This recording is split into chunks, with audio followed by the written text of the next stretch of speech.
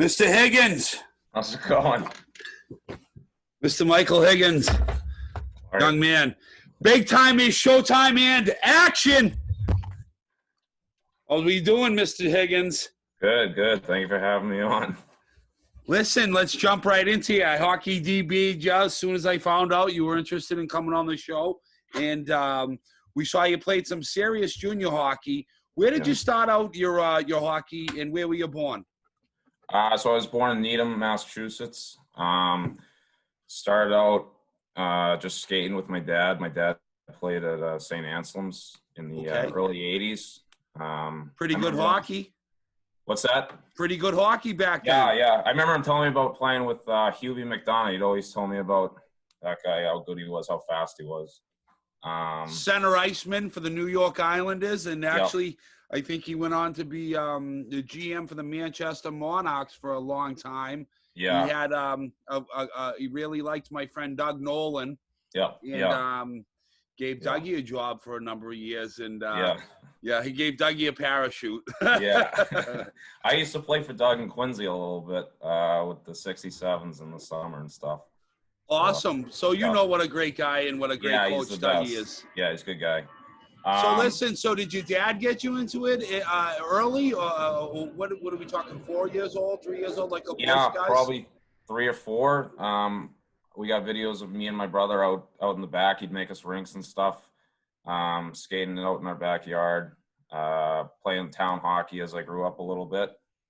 Tell us about him building the rinks. Yeah. So pretty much every winter, from as long as I can remember, we built a little rink out in our backyard. And me and my brother would be out there all before school sometimes, all night after school. He'd usually end up, beating me up and throwing me over. Hey, we'll get back to your big bully brother, but tell us about your dad building the rinks, what that was like to like how would you remember him, like getting the lumber out and. Yeah. I remember we had a nice. How would he do it? How would he build the rink? How back then he put up some boards and then he'd put over the tarp, I guess. And I was too young to remember exactly how he did it, but I just remember we, flooding it and waiting for it. And some days it was. How would you flood it? Would you flood it with the hose at your house? Yeah, just leave the hose in there for a couple hours.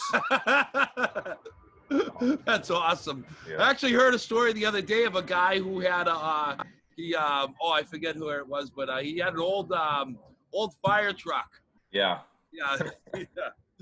So anyway, so you're getting a lot of ice at home. You're skating on, when it was colder. It's not as cold nowadays, it doesn't seem, but so you're playing youth hockey at Needham, or are you playing travel hockey right away? No, so I started playing Needham, and then started playing on a few select teams as I got older. What select teams? Would you mention them? Yeah, so I was on the Bach Blazers. They were like a brand new team out of Dedham. A bunch. I mean, I played on a lot of teams. I ended up playing U14 year was when I ended up playing Boston Advantage.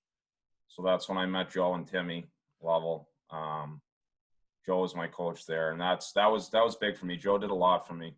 Is that when things started to come together with you as a player, that you were going to make the Division I college hockey at Holy Cross? That's when I started to get a lot better. I was a fat kid growing up, and around that time, I decided to lose a little bit of weight. How old were you? And was it a conscious thing, like that you were eating like consciously bad because you liked the taste of it, or what was going on? It was probably around 8th grade. I don't know. I just decided I wanted to start taking hockey a little more seriously, and I knew, I was a heavy kid, and I knew I wasn't going to get anywhere unless I started taking it more seriously, started to eat healthier, working out, and well, what specifically did you do, Mikey? Yeah, so I started eating less for one. I ate a lot of just meat and vegetables mostly, and then what were you eating before, like fruit roll-ups and fucking Snickers and all stuff? that stuff, all the cookies and. I got a wicked sweet tooth, buddy. Yeah, for snacks and stuff, just like Snickers bars and stuff. It was bad. But Oh yeah. I ate every candy bar. I went through them all as a kid. Yeah, they were yeah. 35 cents. I could get 3 of them for $1 if I got like a nickel off someone. Yeah. Just get a can, $1 and then a can.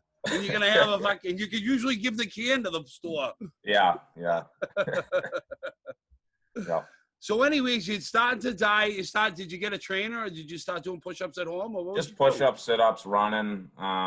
Just simple stuff. How far would you run, Mikey?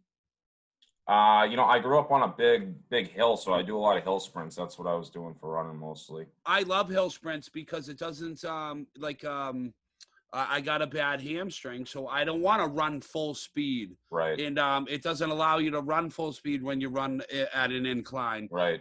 So if you got a bad leg and you like to do intervals, doing them uphill is a lot better than actually. I can't run for a long time or flat anymore, really, because I'll run too hard and something will give on me on my bad leg. So anyways, so now you're like 14 years old. You're taking hockey a lot more seriously. Your parents psyched or what? Are they like, oh man, good for you to take the initiative, or was it something you had talked with them about to, wanting to lose weight before or whatever? They thought I was a little crazy at first because they didn't, they had never really known me as that kind of person. Because you're like no cheesecake ma tonight. yeah. My mom would get mad at me because I wouldn't eat some of the stuff she'd make, and she thought you were depressed, probably. Yeah, be pissed because That's fucking awesome, Mikey. I'd have to make something else when I came home sometimes because I wouldn't eat what you made. But no, they saw the change and they were happy, and they started to see that I wanted to take hockey more seriously and see how far I could go. So you're at 14. So where are you going to school now? Because I know I went to like a Thayer Academy in 6th grade from Scituate. So you're from Needham. Are you going to Needham Middle School? Yeah, just normal Needham Middle School. And then I did 2 years at Needham High. My first 2 years at Needham High, playing Boston Advantage, and then I went off to junior after that. Okay, so tell us about now. You're leaving home to go play junior? Yeah. How old are you, bud? I was 16. Got drafted in phase 1, I guess would be the USHL draft. Okay. Went to Omaha, and I didn't really know a whole lot about it. I was, I guess, a little naive, and I went out to the camp. Did pretty well, but nothing crazy, And then they ended up. What does that mean? You did pretty well, but nothing crazy. Oh, I held my own. I was a young kid out there. But I didn't go out there and, light it up or anything. It was, Well, you're a defenseman. If you don't know anything about Mikey Higgins as a freshman last year, he had 1 goal and 5 assists in 10 penalty minutes. He's a stay-at-home D-man. He's got offensive capabilities. I talked to a couple of kids that know him. He's got to grow into that role, though, and I think with some maturity, you'll be able to put up some more points and take on more of a leadership role this year. Yeah. Your teammates are big fans of yours, I know. So tell us about that. Your second year as a Division I college hockey player and taking that next step to start to carry the puck a little bit more and everything like that. Yeah, last year I was a young kid, freshman, and it's fast. It's a lot faster than even junior, and you learn that quick. You learn, what you can do, what you can't do, the stuff you can get away with in junior that you just can't at this level. Well, how do you feel you were getting like pickpocketed? Were you getting caught standing still or what? Just taking too long with the puck sometimes, not making quick enough decisions, forcing pucks when they don't, just making the simple play instead. So, that takes time. Like that first pass or like on a reverse or what? Like coming up the ice, maybe trying to hit that guy through the middle and you just instead of just getting it deep. Right. Okay. Yeah. Keep it out of the middle. Stay off your backhand. Plays at the blue line. You got to get it in. Can't get it in, get it out. Yeah. So just learning those little details, the stuff that the levels already taught you, Michael. Yeah. Just listening to them. But yeah, you pick up on those things, and I've worked on my skating and everything I could this summer to carry it in the next season and be more of an impact player, like you said, and step it up this year. Well, if there's anything I could tell you that you should be always working on every day, every time you step on the ice is your skating. And everybody already knows that skating is everything. So listen, now you're in a junior. Tell us about a lot of kids now, like about like how you took it from Boston Advantage, which is a good junior program around here, but it's not really like juniors. Right. To the USHL. Tell us about the big difference, the big jump there. Yeah, so it's I mean, it was at that time it was similar to what I just talked about with college. I mean, going from playing, U16 hockey to the best junior league in the country, it's all high-end recruits, it's top talent. So everything's, a lot faster. Guys are a lot faster, guys can make plays. And so that year, that was a tough year for me. I probably, to be honest, shouldn't have gone out there that early. I don't think I was ready at the time. I learned a lot. Why so, Michael? I just think, And thank you for your honesty. Yeah. It's hard to turn down that league. Like I said, it's the best league. And so when you're a young kid, you want to go out there. But I think had I stayed home, played another year for Tim, developed a little more, I would have been able to go out and done better than I did. Developed how, Michael? Just learning the little things, like I said about, making decisions, the right decisions, understanding just how plays develop, seeing the ice a little better. In the offensive zone or in the neutral zone or in the defensive zone? I would say all three. Particularly. More so for me, it would have been, neutral zone and D zone. Just why? I got caught behind plays a lot in that year. What do you mean? I don't know that expression. Sorry. Like I just got caught up ice sometimes, and I didn't realize how fast. Okay. It was tough for me. I was physically ready to be there, but mentally I just didn't have the. So you didn't make the right reads, and was it a reflection on the score, or was it a reflection on anything like that, or you know what I mean? Was it a reflection on like the decision you made at the blue line? Was it like, all right, well, like personally, I want to help the team more, or because I would always teach kids, unless you're 100% sure, you got to back out. Right. Or were you not getting that sort of coaching? Yeah, I mean it's tough to say. I wouldn't say I wasn't getting the coaching, but I was a young kid, so maybe I got pushed to the back of the line sometimes. There's other guys that, have scholarships. I didn't have a scholarship at the time. Now, you make an interesting point right there. Would you get cut in line at practice or anything like that by older guys and not speak up? Yeah, there was a little bit of that maybe. I don't know about cut, but it was more so like taking more turns and jumping up when the coach that's a big thing. Yeah, I mean, I didn't get the reps maybe either in practice just because I wasn't, guys were going ahead of me or I just wasn't. Now, when you went out there, you bring up an interesting subject. I don't mean if you can not answer if you don't want to, but like, was there like hazing or like fighting or anything like that? No hazing. I didn't experience any of that. We had some like fun rookie stuff that they did, but what about like fighting? Was there fighting in the games or in the practices or anything like that? Yeah, that was new for me. There was fighting in the league. In the league, yep, there was fighting. Okay, yeah, USHL, there is fighting. Yep. So that was a lot different. There was some fights in practice, but it definitely brings up the intensity when guys can fight each other and. There's consequences sometimes, but and you know that the stick is the eternal equalizer. I think the Boston kids know it by now. I've said it enough to these kids. Yeah, make them eat your fucking elbow or your stick, boys. Yeah. Don't let some big Canuck run right you over and fuck you up. Make them eat your shit. Yeah. Anyway, so now you're at Holy Cross. You're a freshman. You got that year behind you. Is the coronavirus fucking everything up, or what's going on now? So we got a schedule a couple weeks ago. Obviously, we're starting later than we wanted to. Who's your first game, bud? We got Army November 20th and 22nd, I think. Shout out to West Point. Shout out to our military. Yep. Hoorah. But yeah, it's changed things with the schedule, and they split our league in half, so we don't travel to some of the teams that we normally would. Oh, get out of here! That sucks. Yep. Well, where you not going now? Any places where you guys were gonna get boozed up? No, like place like Mercyhurst, Robert Morris, Niagara, Canisius. Those guys are in their own, I guess, division now. And then What is that? Mercyhurst, is that New Jersey? That's Erie, Pennsylvania, right around I'm sorry. there. Okay. Yep. So we got like us, Army, Bentley, Sacred Heart, AIC. Maybe I'm. Who dominates that league? I know.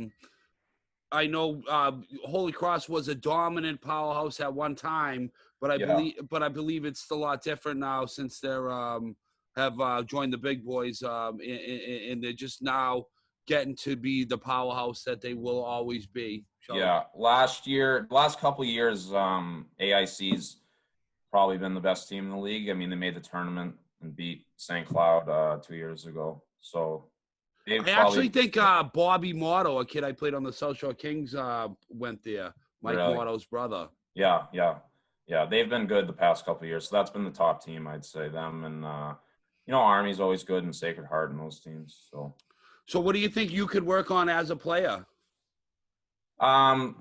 Just be blunt. Just be blunt. Go ahead, spit it out. What? Say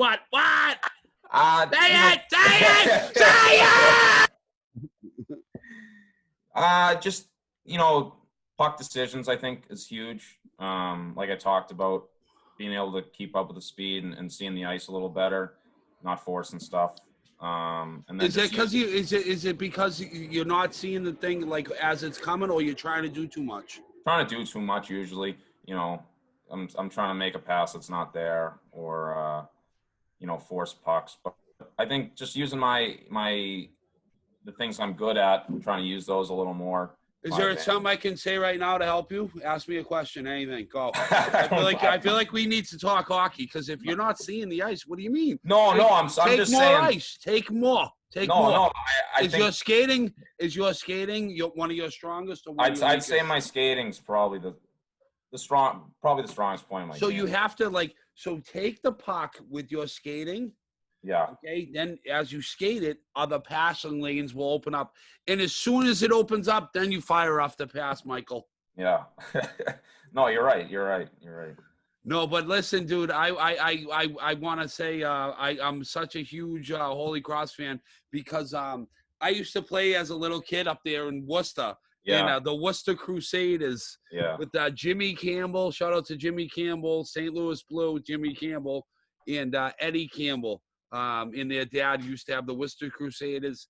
And I think the Masters brothers Chris and Peter Masters used to play on the team as well. Okay. And so I used to take so it's a pretty far ride. Yeah. And I can remember going in snowstorms, and it was pretty awesome. Yeah. Pretty awesome. Yeah. It was I can remember going in a snowstorm one time, and we had 6 guys, and Worcester only had 10, and we played, and it was just one of them stories that I'm sure Needham when you were a kid playing travel hockey. Which travel hockey team did you play for again? I played for Bach Blazers. Bach Blazers, then. Yeah. Ernie Bach. Do you know the guy Ernie Bach? Actually, he was just a name on the jerseys. He didn't. But you've never met him. I've never met him either. I never met him. Me and you, we gotta go next Halloween. Me and you going trick or treating as the Hamilton brothers, and we're going to his house. Oh man! So listen, I want to ask you if you could come on my show again. Yeah, anytime. And maybe you could talk some of your teammates into coming on. Yeah, I got some guys that they watch your stuff, and they definitely come on. So yeah. So listen, I just want to say I love you, buddy, and I think you're awesome. And I'm going to be watching for you now, and I wanted to see you make the show. So I want to see you hitting the weights hard, and I want to see you staying sober for the hockey seasons. All right, and I want to see you doing your best. All right. Thank you. I appreciate it. Mike Higgins, everybody. Michael fucking Higgins, Holy Cross defenseman, stud. Look at him, stud. Kid belongs on camera. You shitting me? Look at this stud. Thanks, buddy. I think it went great. Thank you.